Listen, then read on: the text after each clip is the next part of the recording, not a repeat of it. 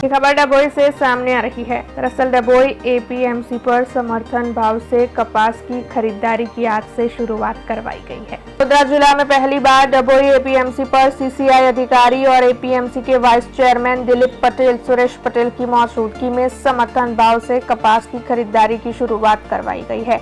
आपको बता दें कि डभोई एपीएमसी के वाइस चेयरमैन दिलीप नागजीभाई पटेल के प्रयासों से ही डभोई के सेंटर को मंजूरी मिली है। तब कपास का समर्थन भाव 6,970 क्विंटल के हिसाब से रखा गया और खरीदारी की आज से शुरुआत हुई।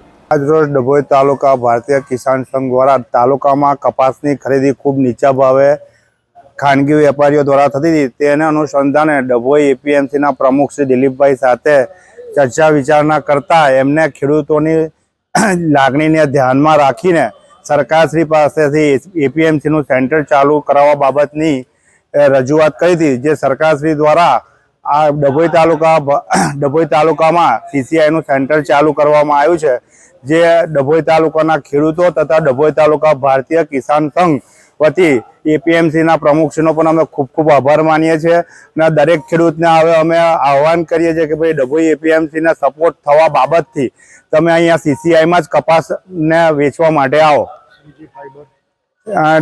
એ કપાસ વેચવા માટેનું સ્થળ છે વેગા શ્રીજી ફાઈબર માં આવવાનું છે, જે આપણા માજી ધારાસભ્ય બાલકૃષ્ણભાઈની જીનમાં।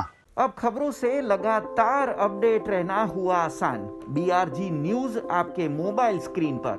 आज ही बीआरजी न्यूज की mobile app Google play store और ऐप स्टोर से डाउनलोड करें और खबरों से लगातार जुड़े रहें।